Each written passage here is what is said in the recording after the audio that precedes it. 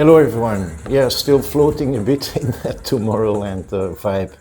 But then duty calls, so as promised, to get those two intermezzos done.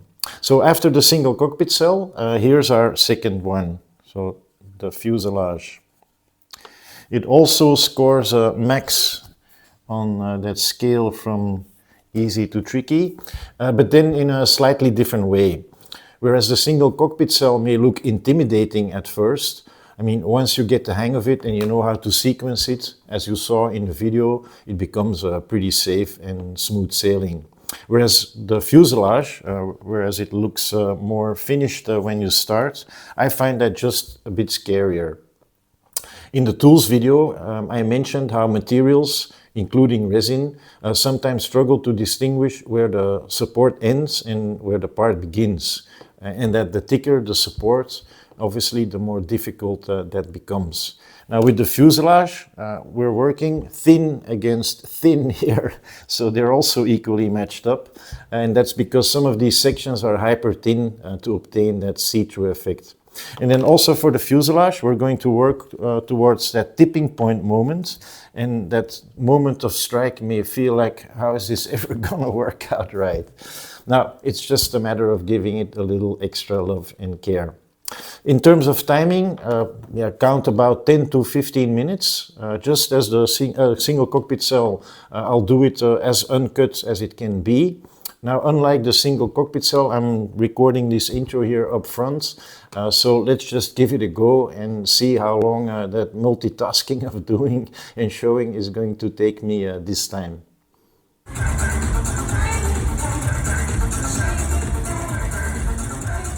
Okay, so we kick off here with the way to start, and it is to release all the edges, so the forward sections of the fuselage and then the contours of the floor. And I'm using a knife here because not only the supports are placed very dense, but also we're working thin against very thin here. So there's not much difference between the support and the thin fuselage side. So rather than just cutting it in once, what you see me doing here is a scraping motion, a gentle scraping motion to progressively thin up the supports until there comes a moment when you can just dab them off. Now, I'm here being very careful, but I mean, I think with like 3 or 4 scrapes, you arrive at that point. So I'm scraping yet another time.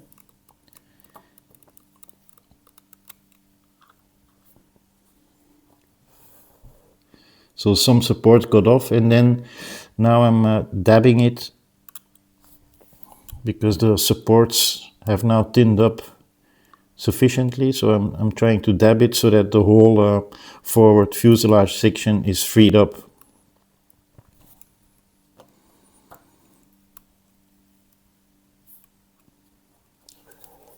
I'm a bit shaky here because I still have that Tomorrowland vibe, but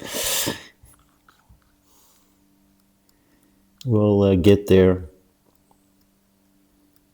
So gently dabbing until everything is released.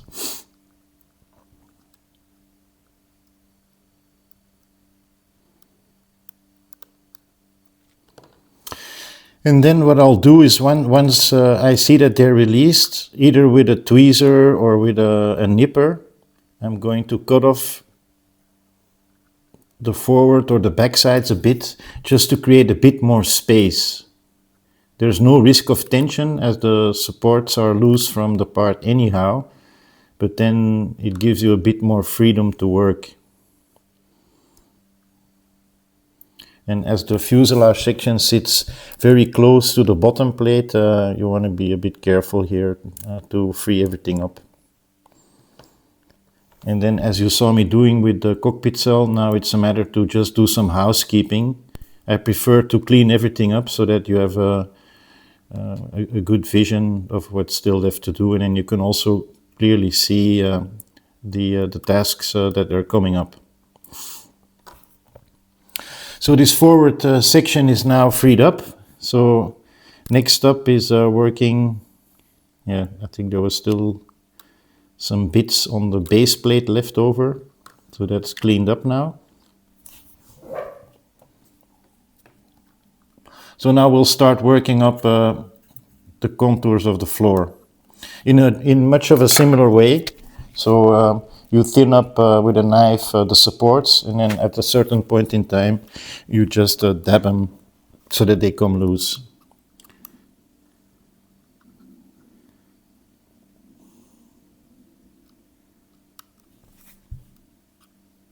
And then the support is loose, and then you can peel it off in this case, because it's just a small column, so peeling it off is not a can be done pretty safely. So now I'm scraping the floor or the underside.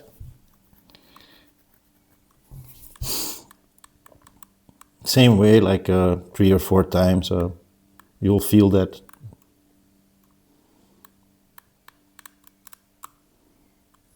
And the single cockpit cell, to my surprise, because this is the first time I'm doing a production mold, because so far I had removed, yeah, so here you see me cleaning up and creating space a bit with a nipper. So this is the first time I'm doing the final production one, which is a bit different to my surprise. And in fact, later on you'll see that the famous tipping point moment is much easier. So everything is mirrored now.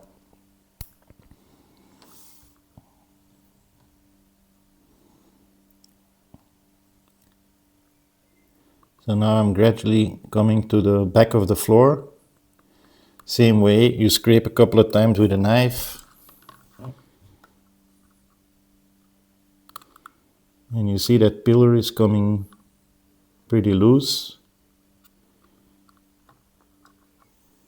I'm just going to continue here because I'm not sure if that tiny pillar part is linked to the other ones. We'll see that later.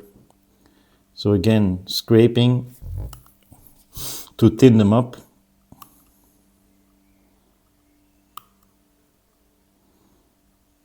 Until you're at the middle.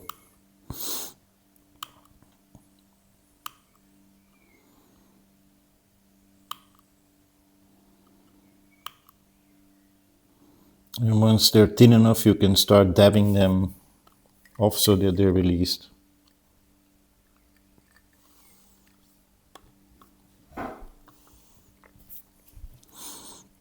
There's still a couple more to do.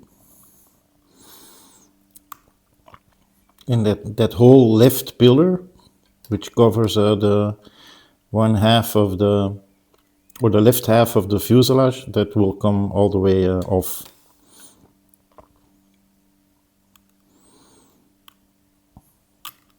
Yeah, so we're pretty much now at that point.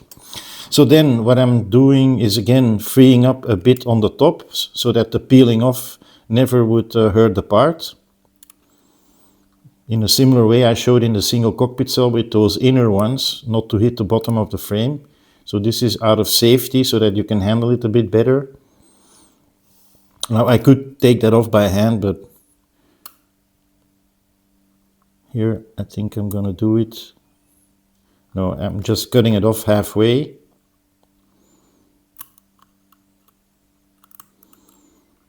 Or even at the bottom. So that it peels off with a little less tension.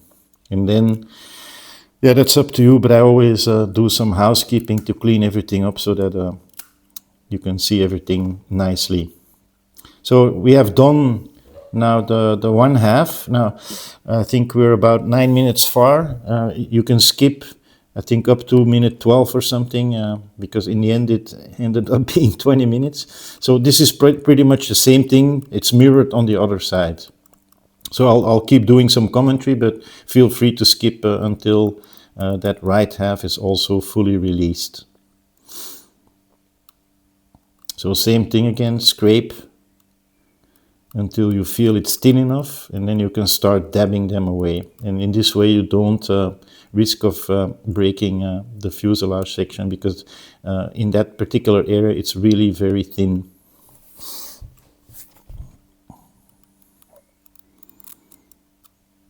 So that seems pretty much okay. There's one at the front there too. as you can see. So that's a separate one on the front.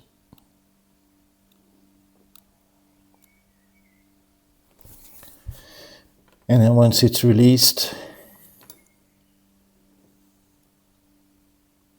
in this case with a nipper, I just take it off completely. Again, no risk of tension because it's loose from the part. So here, now I'm doing it with a tweezer, no, with a knife. Again, creating some space, room, so that the peeling off doesn't risk hitting the parts. And then, yeah, here I'm gonna scrape a bit with a knife on the bottom too to make it easier.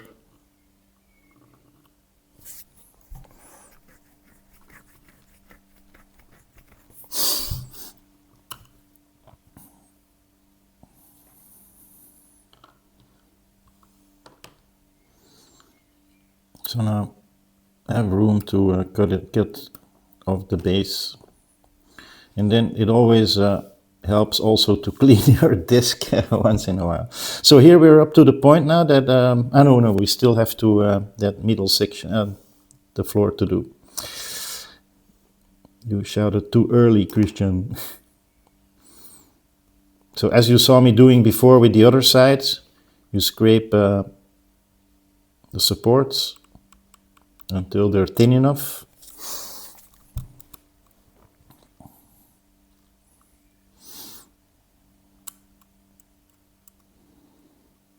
Just gently.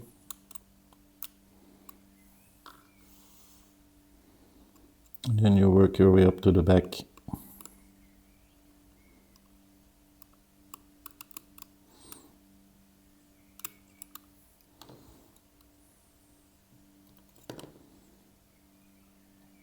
That's a single pillar. I didn't know that on the other side, so I already take that off to create a bit more room.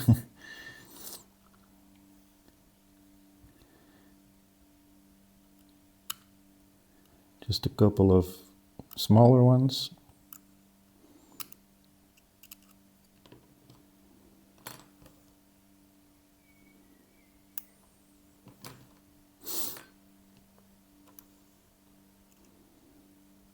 Yep, that's free too.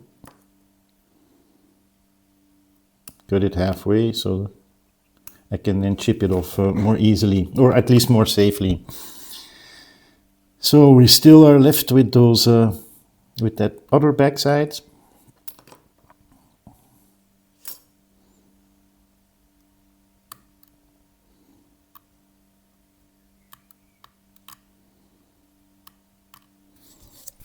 Scraping motion first.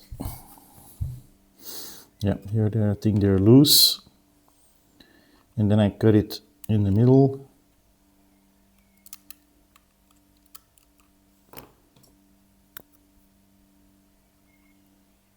Yeah, that's maybe a bit too rough.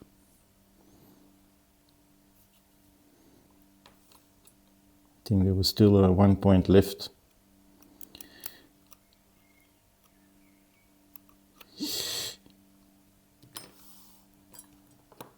Now it's fully loose. It's a bit unhandy doing things in reverse to show it for the camera.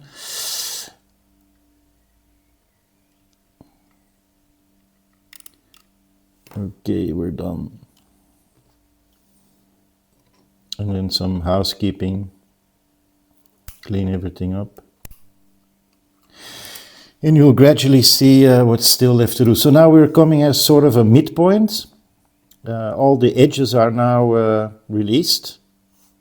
And the next step is to remove a forward pillar which connects to the leather straps of the turtle deck. And here I'm using a knife, but here you could just work as well with a tweezer, as you'll see me switch in a minute.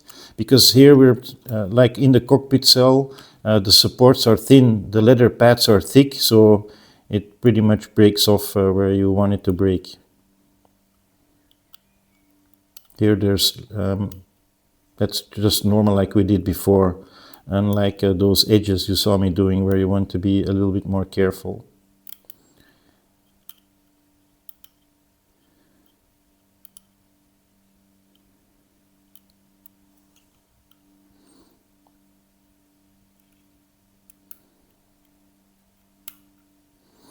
They're almost all loose now.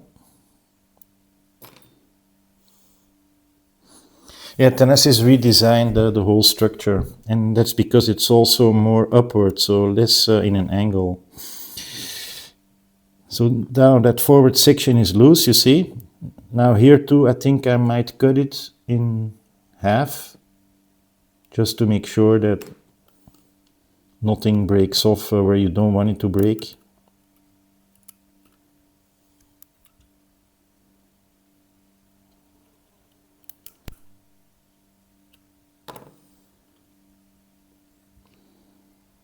Because that's a little bit safer.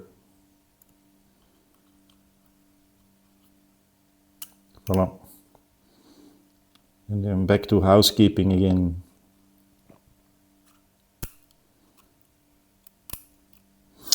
Okay, so with that front covered, the last step is to free up the sides, and it's here where, as I mentioned, Tennessee redesigned it differently, a bit more even clever, I think. And now what we do is either with a long knife or like a chisel, something which is long enough to have vertical reach, we scrape along the sides of the fuselage to release all the inner support points. So here I'm now using a knife, and the funny thing about our hyper thin fuselages is that you see where the knife reaches as it creates that shadow. I found those chisels quite useful, but now I'm switching to a knife here. The only thing you want to take care of is that in our final fuselage there are these male joints which connect up to the oil tank, and those sit in a particular section on the side. They sit in the way to, let's say, scrape all the way along the fuselage.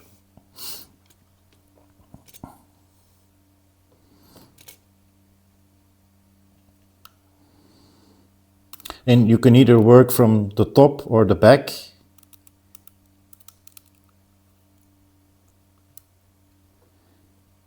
You see now, it's almost like you're opening an oyster, like the oyster is sitting in your hand.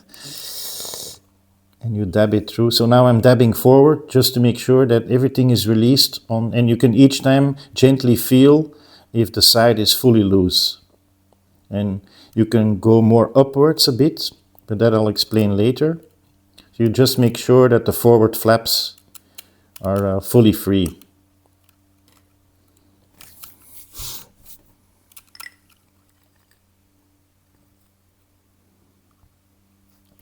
So we're almost there on one side, I think.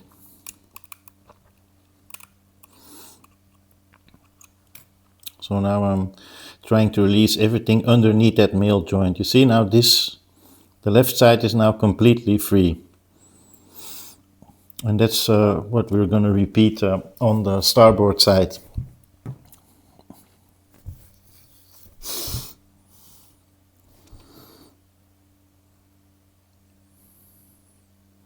Now I'm moving a bit, I'm scraping a bit more higher up inside the fuselage, and that's to reach critical mass later on.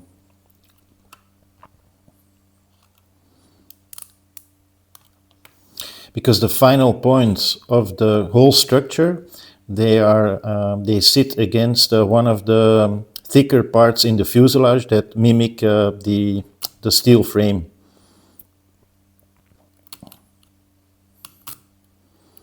So same thing, either with a chisel, and you can clearly see where it reaches, or with that bigger knife, you start gently scraping alongside the fuselage to release all those inner points. In the cleanup phase, we'll have to clean up that inner side anyhow, as I mentioned already in a tools video, I think. to make sure that the inner decals can slide in smoothly. So we're almost at the end here, I think. Again, you need to make sure that around that male joint where that clicks in the fuel tank, you make sure that all the points are loose because they're not reachable in the same way as the other ones.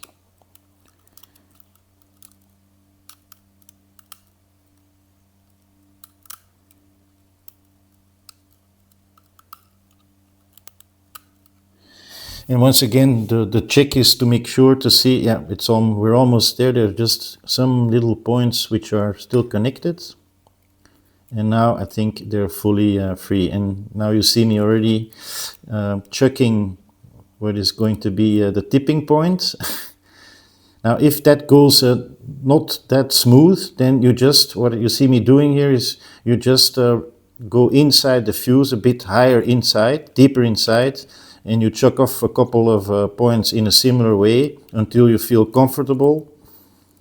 Just as we did with the single cockpit cell, at a certain moment you twist a bit and chuck a bit to see if we can just take it off. I think we're almost there. Yeah, voila, here we are. And in the video we'll explain, because yeah, this looks different than the ones I did before, and we'll go much deeper into the details in the definite video.